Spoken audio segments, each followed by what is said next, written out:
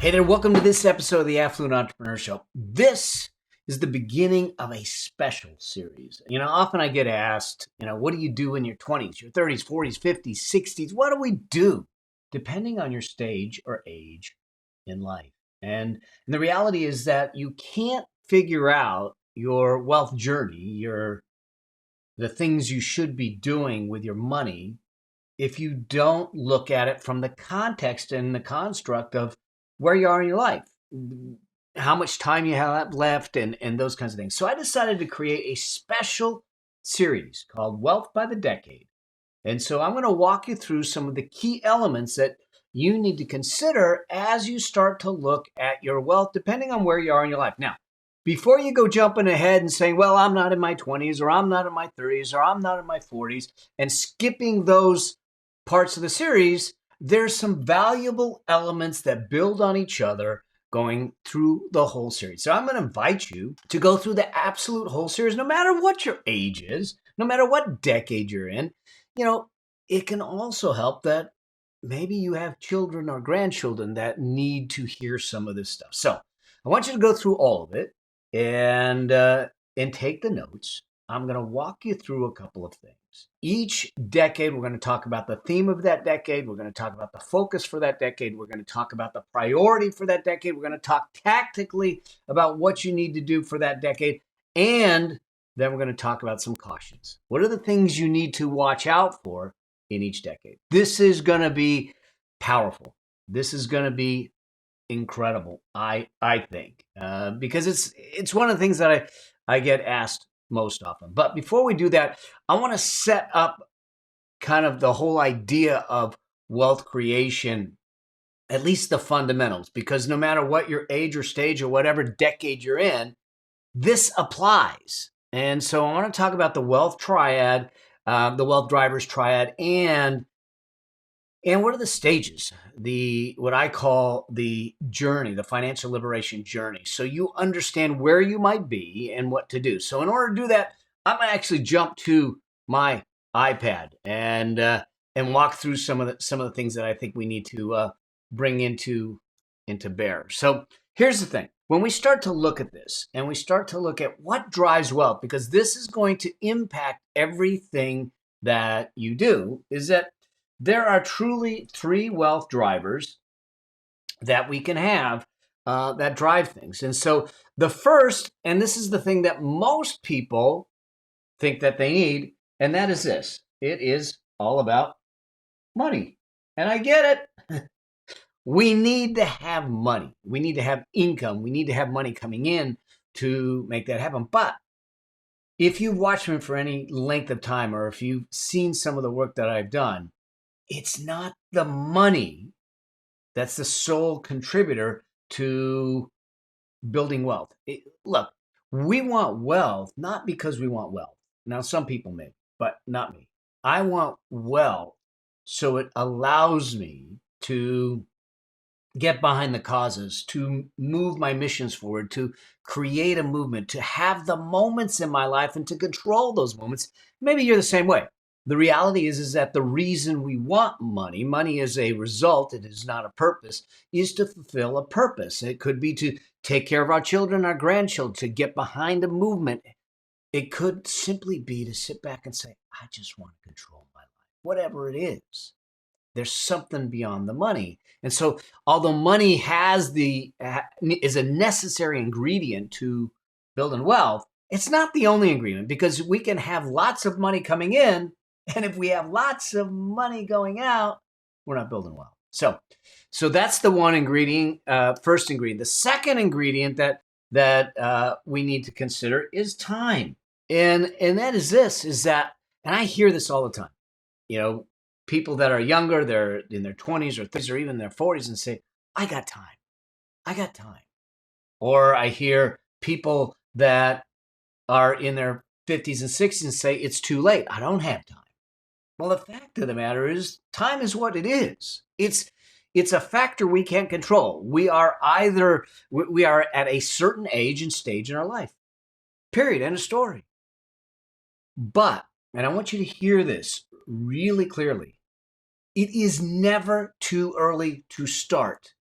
Okay, it is never too early to start building wealth. Time is the greatest lever you have to creating wealth. So the earlier start, the easier it is. The less money we have to bring in. It goes back to my whole Emily factor when we talked about my granddaughter being born. And the fact is that if all I did was put away, $100 a month, $20,000 over 20 years, and just did that, she'll have $1,600,000 by the time she was ready to retire. And it's because time did the heavy lifting, 20,000 to $1,600,000. If we started that at 30 or 40 or 50, it's a little bit of a heavier lift.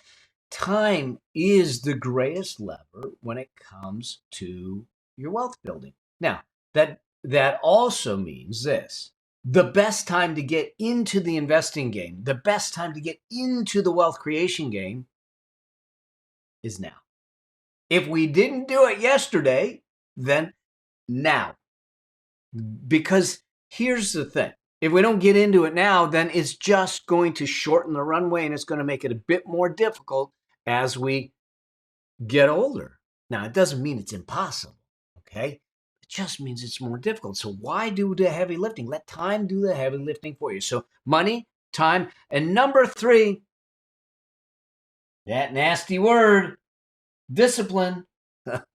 Let me tell you, this is the place where I think a lot of people fall off, is the discipline. There's a study that was done, 10,000 millionaires. It was done, and literally the majority of those millionaires, they weren't like entrepreneurs. They weren't, mega entrepreneurs that sold their companies for hundreds of millions of dollars. They were wage earners that consistently and persistently put money away over time in their 401k, in their investment accounts, everything, and they ended up becoming millionaires over time. Discipline is one of the greatest catalysts to building wealth. Here's the thing. Remember, I said wealth is not about the money, it is a behavioral issue. Well, discipline is about your behaviors.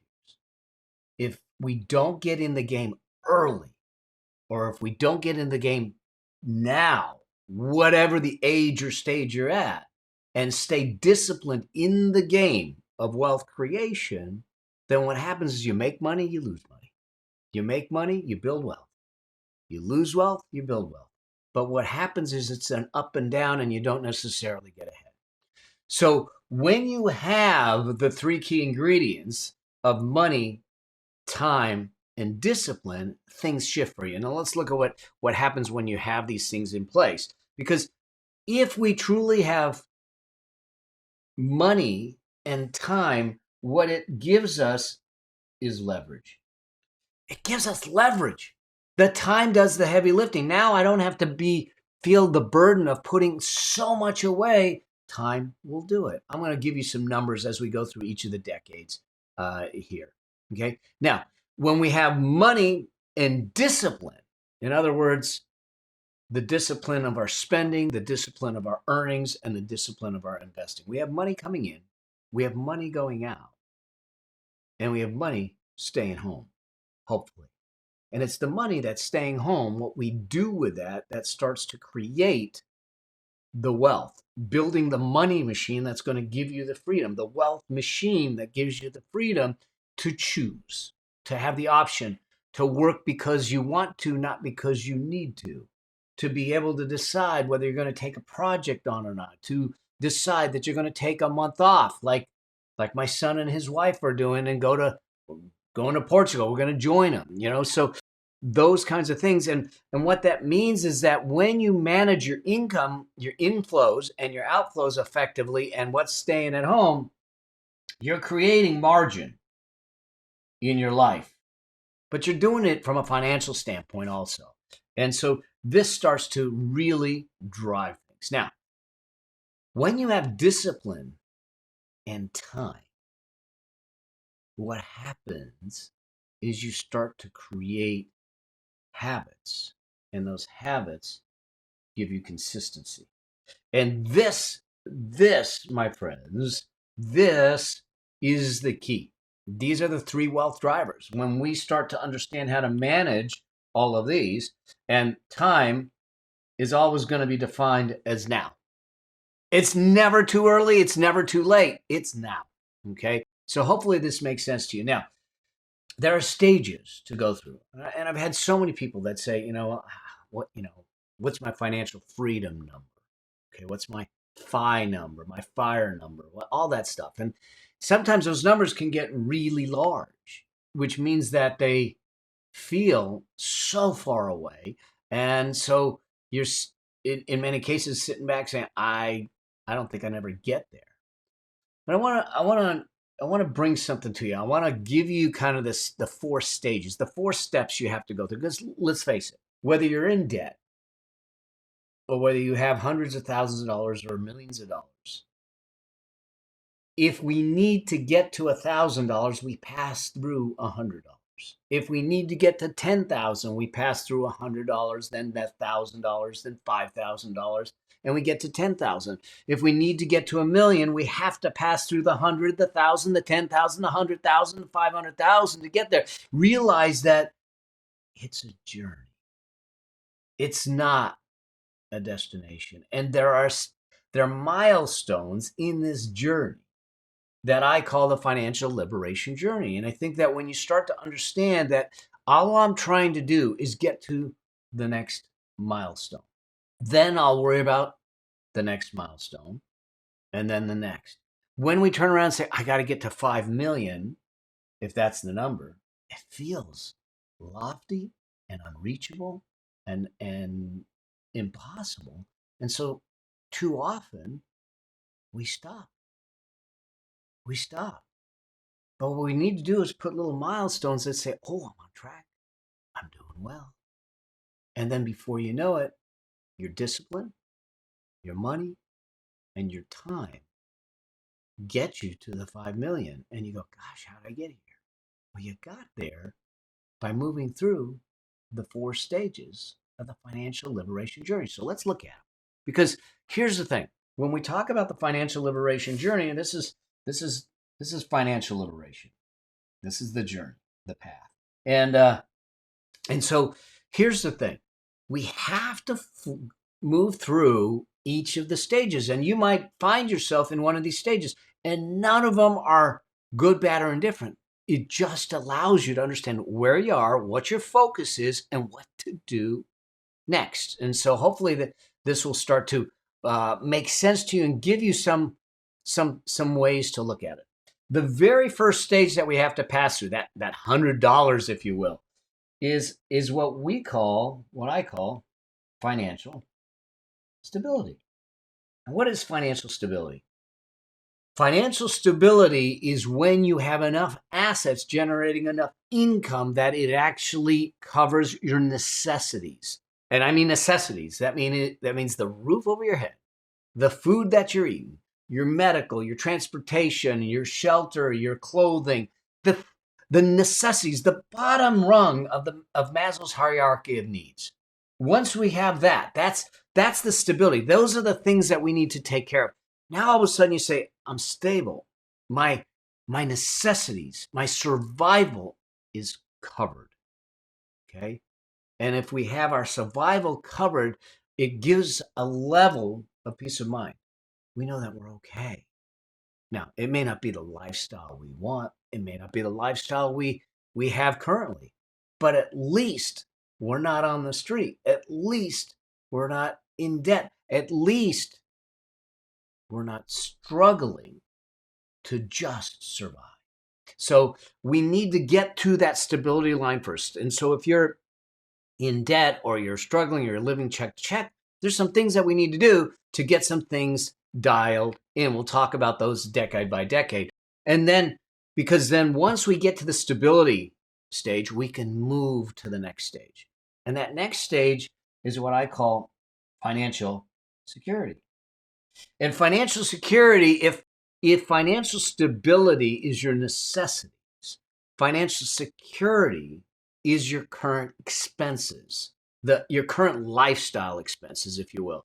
And so if I look at it, and let me just throw some numbers to it, if my survival, my rent or my mortgage, my medical, my my food, my clothing, transportation. Let's say that was $2,000.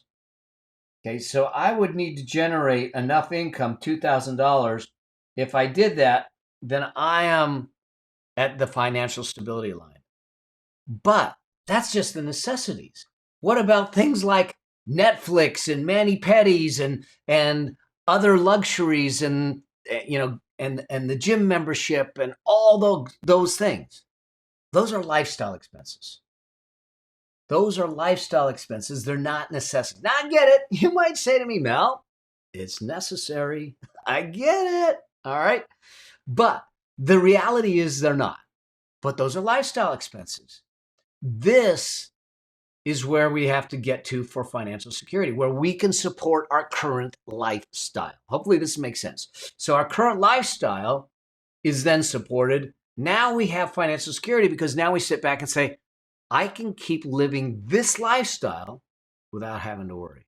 And so if our necessities were $2,000, and let's say that in order to continue our lifestyle, including the necessities, it's $5,000, that means that I need $3,000 more. So your financial security is a total of $5,000, which is the $3,000 for lifestyle and the $2,000 for financial stability. Now we're doing well. Now we're at the security line. Now we know that our current lifestyle is safe. That leads us to stage number 3. Stage number 3 is financial independence.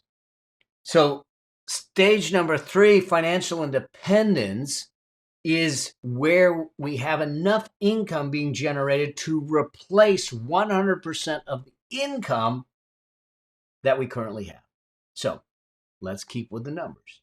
$2,000 for necessities, another $3,000 for security, so that's a total of $5,000. But let's say you're earning $7,000 a month. Well, financial independence replaces the income that you have, which is $7,000, which allows you to pay for the expenses that are necessities and lifestyle and have money left over. Okay, and have money left over. So financial independence here is replacing the income, and let's say that is $7,000. Okay, so that is the financial independence line, which then leads us to this last place, which is what I call financial freedom.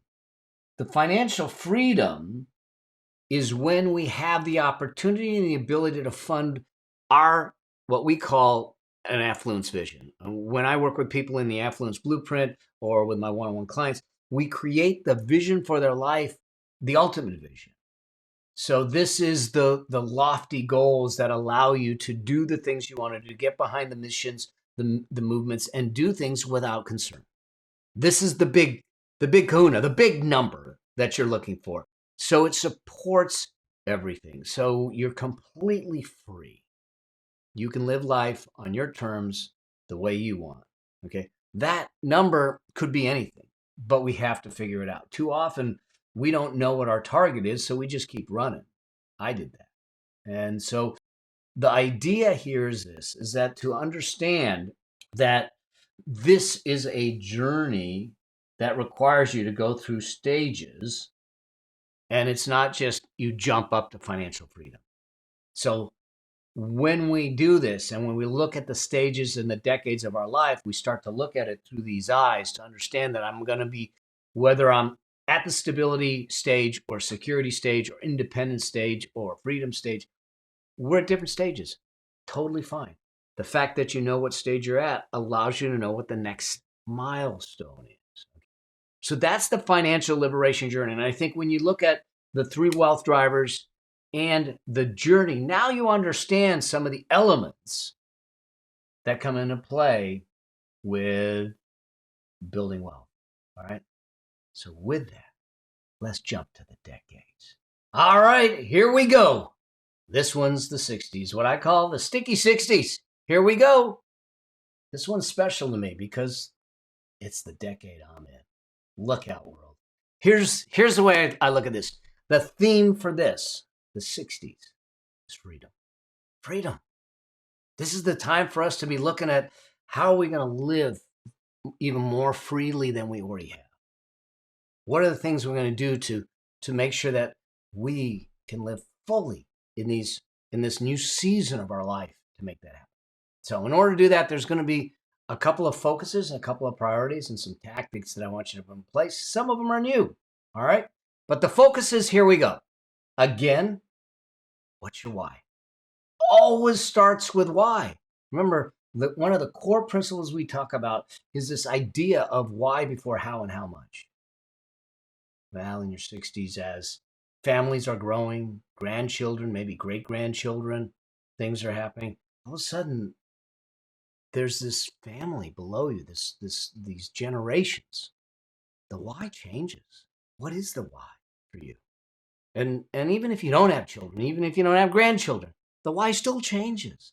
Maybe it's the generosity. Maybe it's a cause you want to get behind. Maybe it's a charity. What's the why? Second focus is education. Always, always education.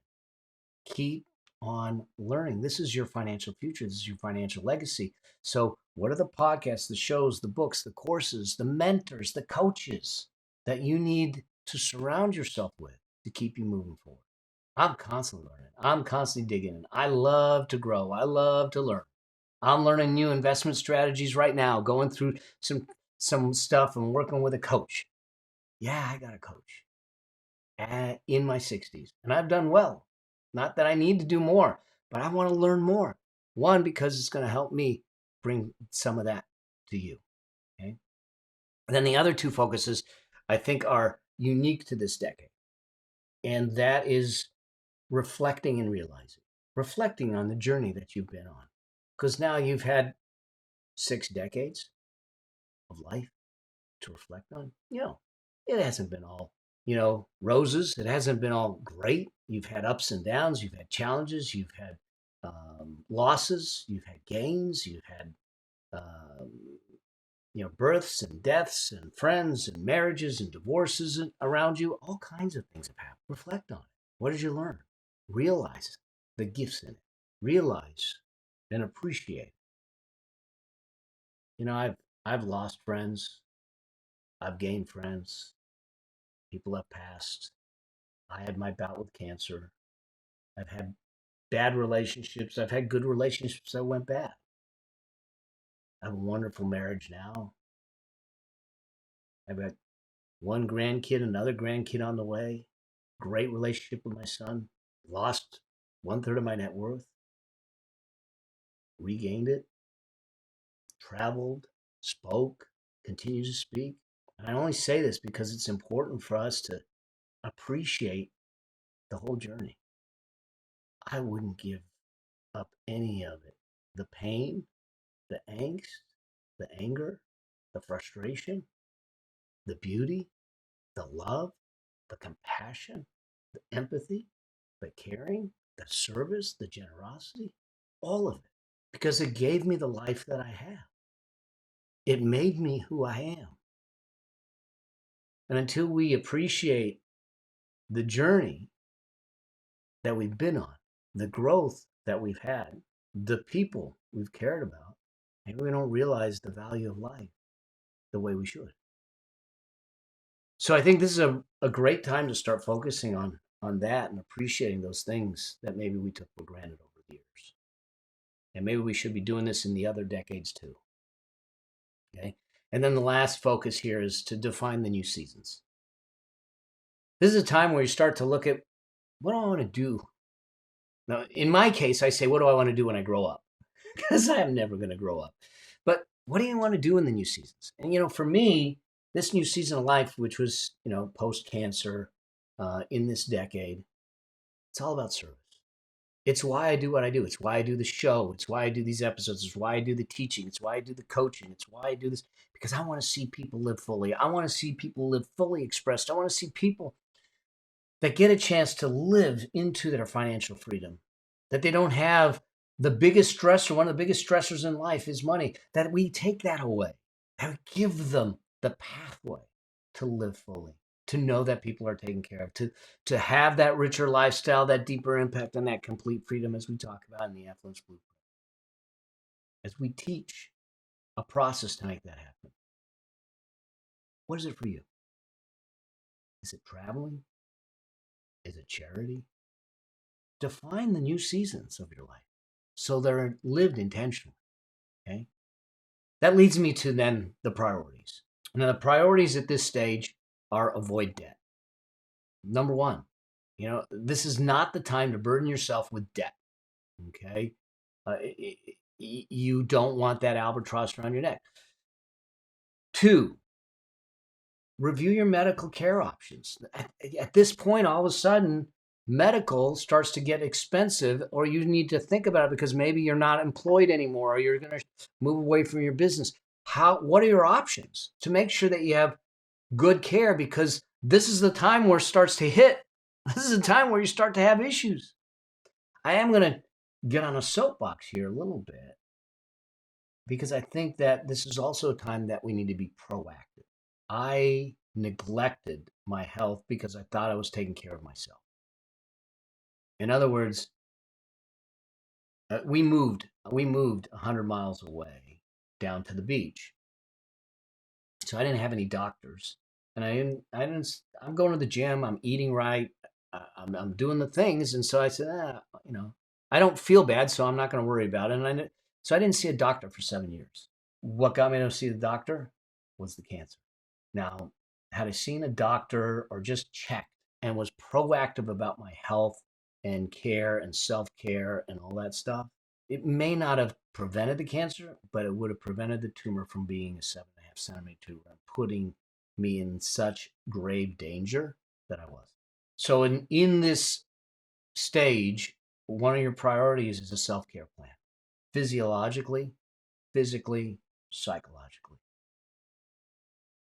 Put yourself on a self-care plan. It's going to matter so you can enjoy it. Okay. The fourth priority is income flow planning. Where's your income going to be coming from? As you move through this, you have the business. Maybe you sell the business. Maybe you have to shut it down. Maybe your job. Is there a pension? This is a time for you to start looking at where your income is going to come from as we start to move through this. This is why you do a detailed plan. It's one of the things that we talked about in the last decade about stress testing the plan. Now, this one may be hard for you. This next priority may be hard for some people to accept, but your children during this time are secondary from a financial standpoint to you. Your children are secondary from a financial standpoint to you. They still have a lot of years left to build and create. So you help facilitate that for them, but you don't jeopardize your financial future to a point to take care of them. I'm assuming, no special needs and that stuff, to take care of them, where ultimately you end up finding yourself having to live in their basement. That's the worst thing we can do to our children. Take care of yourself first. Your children will become second. If we did the right thing to teaching them starting in the fourth decade in your 40s or even earlier, and they're doing the right thing, they're not going to need your help. Things happen, I get it, but we don't sacrifice our financial future for them if there's any way around. Okay. That also means things like college planning. If we're not going to fund college and jeopardize our retirement funding, there's other ways that college can be paid for. Okay. So those things that come into play. And then the last priority, which is huge here, is risk management again. Risk tolerance, risk capacity, and your ability to carry risk. We need to start bringing back and pulling back the risk big time here because our runway's shorter. A 30% decline in your investment value or your portfolio requires a 50% increase to just get back to ground zero. And you may not have the time or the capacity to sustain yourself during that. So we need to protect ourselves from risk, right? So what are the tactics here? This is a time where you actually might need to increase your liquidity or your peace of mind fund, where you have more cash available to sustain you because maybe the income that's coming in is going to go down or stop from your active roles because you're retiring, you're stopping. So we may need to have more cash on hand to make that happen. So we want to review whether you need to have more liquidity versus less. This is a time for you to start to look at long-term care insurance as an additional insurance that you might want to put in play. If we look at long-term care, it's, if someone needs, in-home nursing or nursing facility or skilled nursing or something like that in their later years, this is the time to start looking at. This is also a time to start looking at the role of Social Security, at least in the US, in your retirement. Now, some people say it's going to go bankrupt, and it may, but when? There still may be some remnants of it. I don't know, but I'm not saying to plan for it. I'm simply looking at saying evaluate its role in your retirement. Now, in my retirement, we look at it and say we're going to do our plan as if it's not going to happen, so it becomes icing on the cake. Okay. Again, this is not a time to stop this. This is a time to increase this. Net worth tracking and a detailed plan. Net worth tracking and a detailed plan. Again, so this is a time we're going to have a detailed plan. We're going to stress test the plan like we talked about in the last decade, but we have this detailed plan for this, for what we're doing, where we're trying to go, how we're going to fund it, and we've stress test the heck out of it. Okay. And we've adjusted our targets and our savings and investing to fit the stress test plan. You can still be investing at this time. I am still making investments currently. I'm still building the wealth, continuing to build the machine, continuing to do that via my retirement accounts, my tax-free accounts. I can't do Roths. I can do backdoor Roths, that kind of thing. So I'm still maxing it out. I'm using ETFs, I'm using index funds, and I'm using other investments at this stage. I'm not going into leverage. So you can buy real estate, but I don't want you to leverage real estate. Going into a 30-year mortgage at 60 years old doesn't make a lot of sense.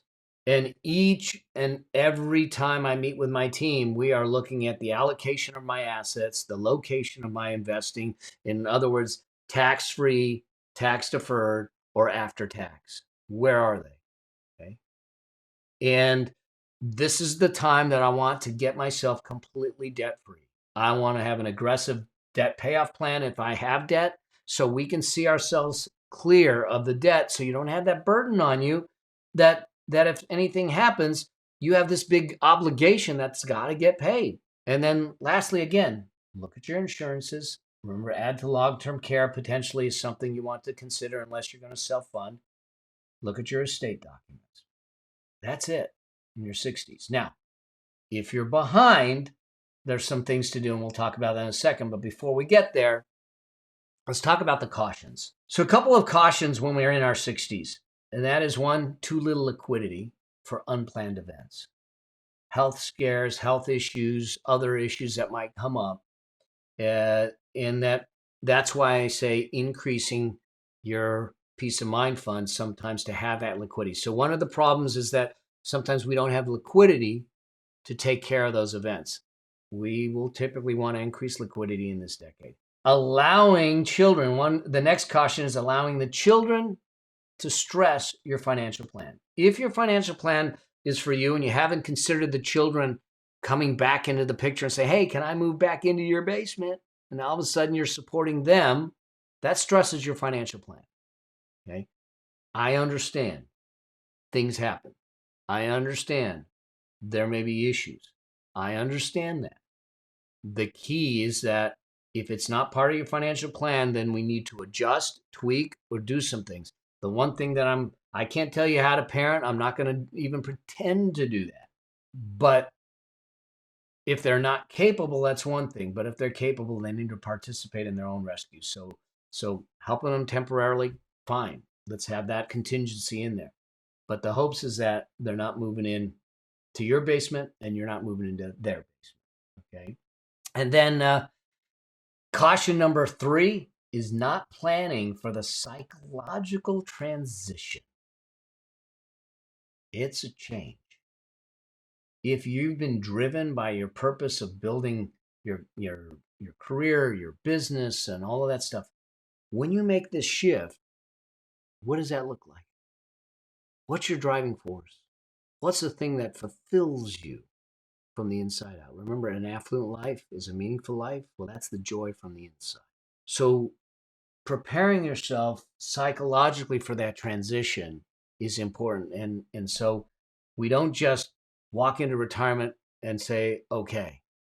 I think it's something we need to think about. I think it's something we need to understand. I think it's something we need to reflect on and move through. So that's the third caution. The fourth caution is debt.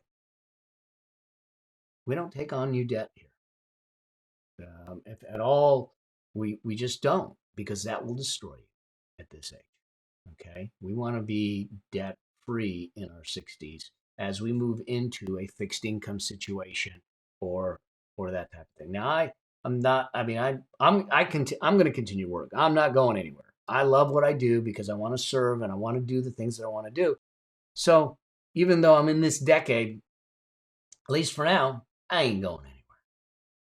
Others might want to. Others might need to, health-wise or things like that. So we need to be aware of that. Now, I just want to touch on some things. If you feel like you're behind with respect to wealth creation in this decade and the next couple of decades, here's some things I want you to consider. One, income has to become your priority. So I need you to start to look for ways to increase your income, and scale your cash flow. That might mean that you have to develop a side hustle. You might become a gig worker where you're taking on contracts that are separate and apart of what you're doing to bring in extra cash. It may be temporary, but it's to get you over that hump.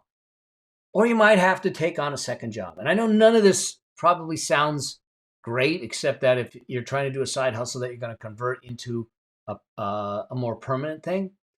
But we're trying to solve a problem of saying, I'm underfunded right now. I want to try and catch up. So income becomes the priority at this stage. The second thing to consider is expense management is the next priority. That means I want you to review every single dollar that's going out the door to see if it's necessary. Not that it's desired, but it's necessary. Am I using it? Am I getting value out of it? Do I need that subscription? Do I need that? Because if it's not necessary, we can get rid of it and we can use that money towards our investing, towards our wealth creation. And I want you to look at your living expenses and say, are there things that I can do to reduce my living expenses?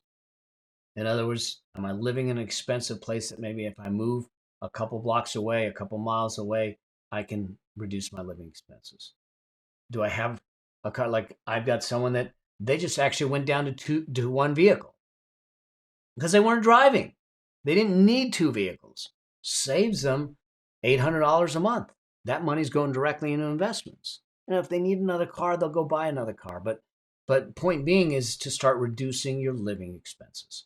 So income's priority one, expense management priority two, if we're behind. Number three, this is really just about you trying to find some cushion. And that is looking around for non-productive assets that can bring in cash. That means selling stuff. Okay? If I went around and looked at some of the technology that I have sitting in my studio, my office that I'm not using and haven't used and probably won't use, and just listed it, I could bring in probably thousands of dollars. And then take those thousands of dollars and put it in an investment account and jumpstart or move forward or leapfrog my investing. So look for non-productive assets that we can liquidate and bring money in. And then the last piece of this during this time is that all savings and additional income that's coming from priority one, priority two, that means your income and your expenses and even the selling of non-productive assets, needs to go into a separate account for investing automatically, out of sight, out of mind. This is the way you're going to jumpstart and then start move yourself forward. Now we can go into more details about how do you do the side hustle, what do you need to do, but we just need to get our mindset and the way we're looking at things Correct. So if you're behind, income is priority number one, expense management priority number two. Look for non-productive assets so we can liquidate and bring cash in quickly.